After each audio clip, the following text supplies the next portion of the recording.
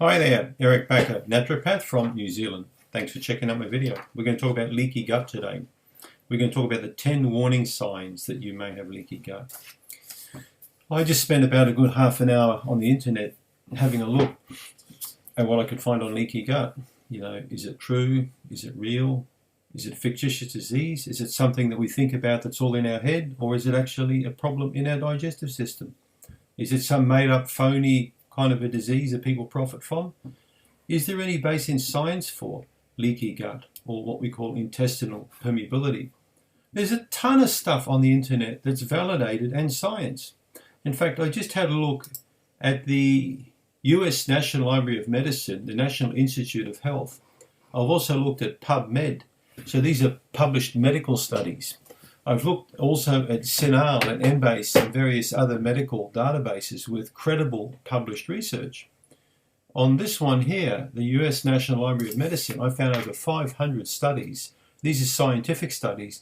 These are not studies that come out of some place like Las Vegas or something, some fake place. This is actually real stuff. But then if you go to Wikipedia and you actually believe Wikipedia, they call intestinal permeability a fake disease that has no existence in science at all. So who do you believe? Do you believe Wikipedia? Well, I don't really believe Wikipedia at all, folks. And in fact, a lot of the stuff I read on Wikipedia to me is purely set up with pharmaceutical interests, to be perfectly honest. I've given up on Wikipedia. I think it's a very biased website. If you actually have a look at the scientific research, you'll find a ton of credible stuff supporting intestinal permeability. So don't make a mistake. You're going to get told by one, community, the medical community, that this condition is completely fictitious, that it's propagated by nutritionists and by people like me. And you're going to hear from other people like me that it does exist. You've got to make up your own mind, but I can tell you now, this condition is very real. In fact, the study I just looked at said that they believe that most autoimmune diseases have their genesis or their origin in intestinal permeability. So that's very, very interesting when you read that. I've got a 1930s medical textbook where they said that autoimmune disease comes from some pathogen, some bug. They knew it back then, but they didn't know about intestinal permeability. You can please watch my other videos on leaky gut, what it is, the causes, the diagnosis, how it can be discovered, and what you can do about it. But now I'm going to talk about the 10 warning signs that you may well have intestinal permeability or leaky gut syndrome. I first knew about leaky gut probably in the mid-90s, but when I read this book, The 4 Pillars of Healing by Leo Galland. So Dr. Galland is a New York physician, very, very clever guy. Still alive today. I believe he's quite elderly now, but Dr. Galland really inspired me to do a lot more work with stool testing and digestive work, which I really started doing in the 90s, a lot more than I did previous. And since then, well, the rest is history. I've completed now many thousands of stool tests. I've also completed well over 1,000 intestinal permeability tests with people, and have discovered, to my amazement, how many people actually really have intestinal permeability. It's phenomenal how many people have it. And it generally comes about through stress, poor diet, and also medications. There are many drugs that are properly prescribed and taken according to a physician that cause intestinal permeability. There are many drugs that cause this, even drugs like acetaminophen, drugs like proton pump inhibitors, like that block the acid in the stomach. Many drugs. Antibiotics are a prime cause of intestinal permeability. But what are the warning signs? What are some of the telltale things that are going to make you think I've got a problem and it needs really sorting out? Well, the first one, I've got my little cheat sheet here. The first one's going to be a problem with your bowel, of course. It's going to be gas, it's going to be bloating, it's going to be constipation or diarrhea. So if you've got an ongoing problem with your gut, if you don't have that nice regular bowel motion every single day, preferably 2 bowel motions, but 1 good motion, if you're not passing out a good 10 to 12 inches of stool every day, very easy elimination, there could be a big chance that you've got intestinal permeability. Then don't immediately think, well, Dr. Bakker said that, he says in another video I could have candida with constipation, or he says in another video I could have a parasite with constipation. That's true.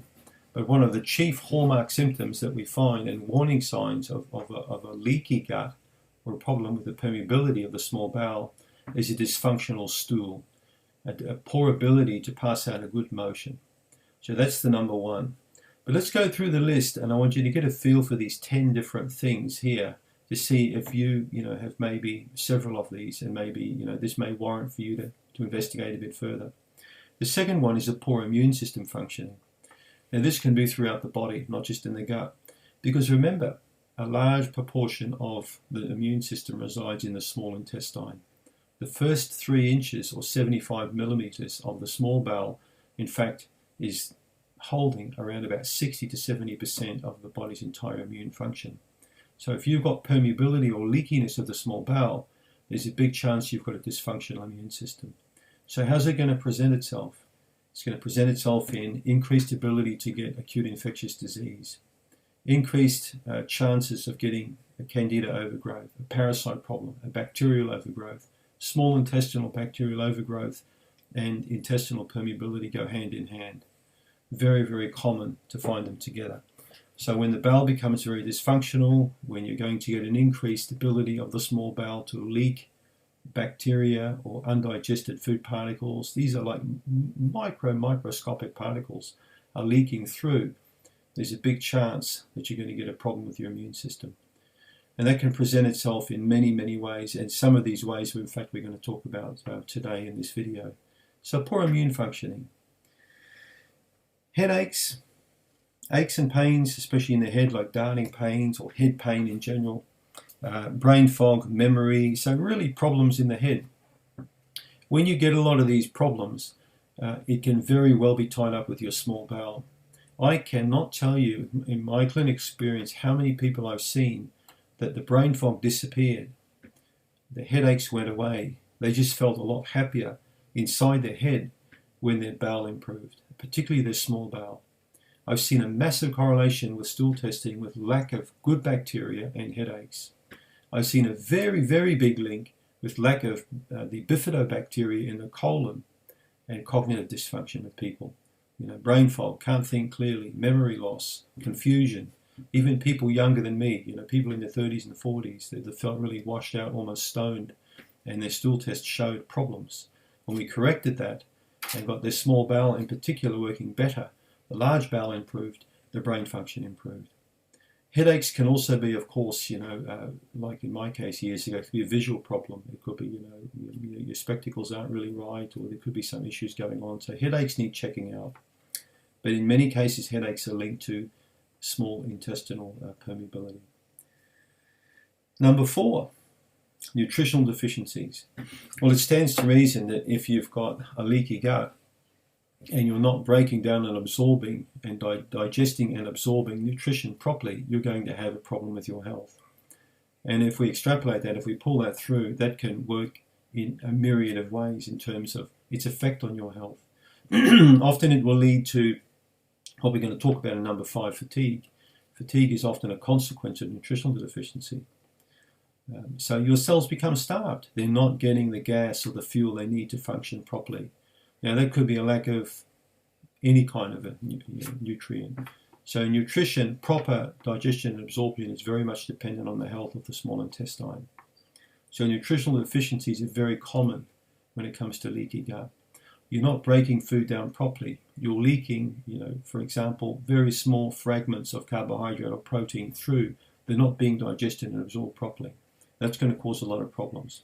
And again, I'm talking out of my backside. I'm not, because there's actually plenty of scientific research that you can look up, through the National Institute of Health, Cornell University. There are many universities now that have done scientific research into fatigue, nutritional deficiencies, and intestinal permeability. Everything I'm telling you today is based on science. It's not the woo-woo factor. It's not tarot card reading. This is actual science. So I want you to keep that in mind. So far, we've talked about the bowel problems, number 1, poor immune function, number 2, headaches, brain fog, memory, number 3. We've talked about nutritional deficiencies, number 4. And now we're talking about fatigue. So tiredness is a very, very big red flag for intestinal permeability. Tiredness can also mean adrenal problem or thyroid problem or endocrine imbalance or hormonal imbalance. So you will often, if you're tired, consistently tired, you need to get blood testing done. You need to get salivary cortisol testing done. you need to get some tests done to determine where the fatigue is. For example, you could be a female who's lost a lot of blood through your menstruation or childbirth. You could lack of iron, so it needs checking out. But I very commonly associate fatigue with a problem in the small intestine very much. Number 6, skin rashes, acne, eczema, acne rosacea, psoriasis. Again, I cannot tell you how many times I've seen people's skin improve beautifully. Very, very nice skin when we repaired the small intestine, when we got the bacteria back, when we got the candida gone, when we started giving prebiotic foods to enhance the proliferation of good bacteria, when the person was eating lots and lots of good vegetables and foods containing soluble and insoluble fibers to really feed up the bacteria and improve transit time. When the bowel functions well, it can get food in there, break it down, absorb it, the nutrition it needs from it, and then excrete the waste that it doesn't need. Toxic bile comes down there and it helps to get rid of a lot of junk too. So bowel motions are important, bacteria are important, and they prevent the reabsorption or uptake of garbage or crap, again, because the bowel can absorb stuff very, very efficiently. Many people I talk to who've got a slow transit time, a poor bowel function, often have skin rashes. So remember, you can't produce good bowel function unless you've got good small bowel function. And when we talk about intestinal permeability, we talk about the small bowel, not the large bowel. So if you've got a problem upstream, it's going to affect downstream, right? So if you've got a skin problem, ask yourself this question: do I have any kind of digestive problem? If you can tick that box, you need to get the digestion fixed, and then watch what happens to the skin. Number 7, cravings, often for sugar. So again, if your body is starved, if it's tired, if it's not getting the fuel it needs, it's going to want energy. And where does it get it from? Dr. Pepper, or a Mars bar, or some candy or some ice cream. It's going to go for sugar. So craving for sugar can also be a sign of intestinal permeability. Number 8, joint pains and arthritis. So a toxic buildup again in the body of deposits around the joints. Also the joints and connective tissue may not be getting the right food it needs to regenerate and repair and rebuild. And again, this comes back to point number 4, nutritional deficiency.